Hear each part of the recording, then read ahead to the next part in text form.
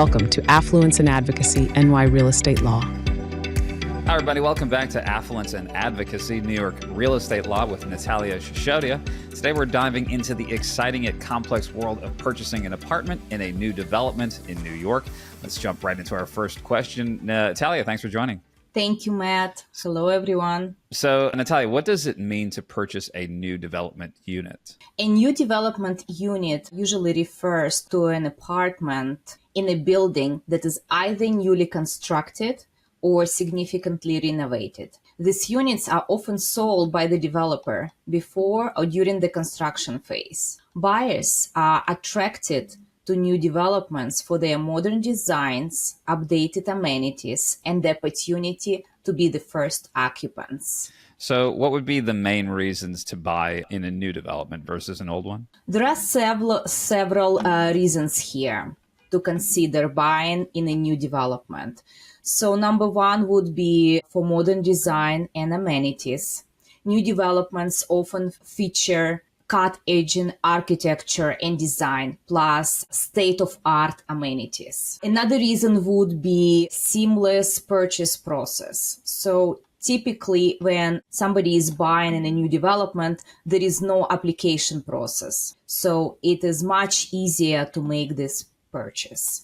Another reason would be less competition. So unlike the resale market, there is often less competition, so no bidding wars, or you see bidding wars, but they are less common. Those are for the buildings in a high demand. And also, reason would be wide selection. Buyers have more options to choose from among the units because usually in a new development, there is a modern unit to see, and then there are units with different exposures in a brand new building. And potential for lower prices for some of the buildings. Early buyers who purchase during the early stages of the development can sometimes purchase units at the lower price as developers aim to sell a certain percentage really quickly. Thus, purchasing during the time, clients get appreciation potential. So units under construction can appreciate in value over time, offering excellent resale potential. For example, I can recall our client Jonathan,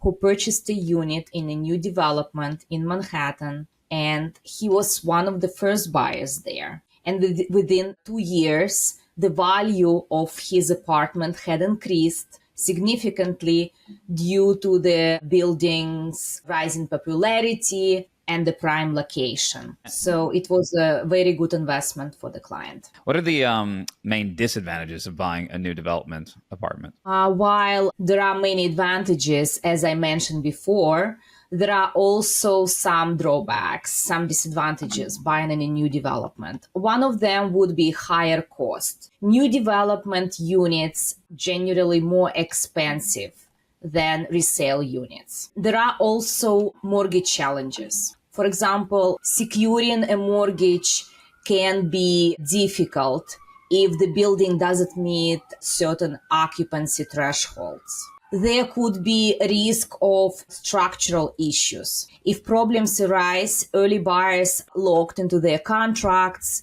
and may lose deposits if they walk away. It's not ideal also to buy a new development unit as part of your 1031 exchange, unless the declaration already recorded and building started sale. Because, as we know, 1031 requires strict timeline on closings, and what I see through practice, sometimes there are delays with the new development closings. Another disadvantage buying in a new development would be taxes. Great amenities and nice architectural design often come with high common charges, and taxes can be steep, especially without tax abatements. And lately we see less tax abatement buildings. And we already mentioned the closing cost. Again, I can just give a very descriptive example of one of my clients, Emily, who faced delays in closing on her new development unit in Brooklyn And the reason was the developer actually took longer than expected to complete the amenities, and thus causing some frustration and additional temporary housing cost to the client. So, Natalia, in your experience, what type of clientele prefer new developments over resales? It could be any type of client, but I would say especially our foreign investors really like new developments. They are particularly attracted to new development units. They appreciate modern amenities, potential for value appreciation, and often the prestige associated with owning a unit in a new construction building. Also, our foreign clients, they like that building is brand new, so it's minimum wear and tear. And as they are residing overseas, it's not really convenient for them to deal with the daily repairs. So that's why they choose new development buildings. For example, we had a client from Hong Kong who purchased a stunning unit in the Four Seasons private residences at 30 Park Place. The allure of the Four Seasons brand and the exceptional service offered made it an ideal choice for him. Another client from Cyprus chose the Baccarat Hotel and Residences for its luxurious design and central location. Additionally, we've seen clients from Europe purchasing units at 56 Leonard Street, known for its unique architectural designs.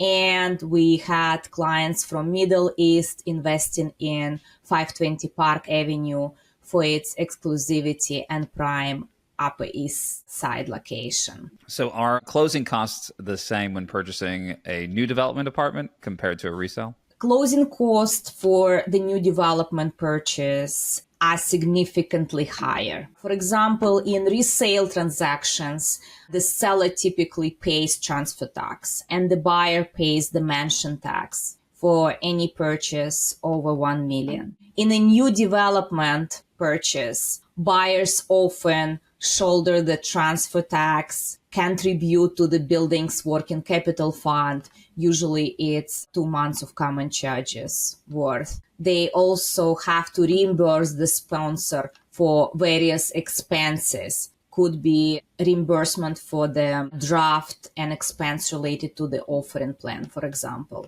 And they even pay the sponsor's attorney fee on top of all the buyer's regular costs, like attorney fees, bank charges, title insurance charges, title searches charges. I mentioned closing fees. How can closing costs be softened? So there are several strategies that real estate agents can use to reduce closing costs when negotiating sponsor purchases for their clients. So one of them would be a sponsor absorption, when real estate agents negotiate for the sponsor to absorb the transfer taxes and maybe even pay the mansion tax for the purchaser. Of course, real estate agents can ask sponsor to pay their own legal fees and maybe even give some closing cost rebate to purchaser. Secure a rebate for closing cost from the sponsor. One of the other strategies to soften the closing cost would be to go with CIMA financing, where there is an opportunity to reduce mortgage tax through CIMA. And lately, I've seen deals where agents were really great in negotiating the incentives, like, for example, several months of common charges covered by the sponsor, storage space, or other amenities in the building. What type of due diligence should be conducted when purchasing in a new development? It is crucial to thoroughly review the offering plan, budgets, and do some research on the developer. For when it comes to purchases due diligence, of course, we would recommend viewing a model unit that would give the realistic sense of what to expect.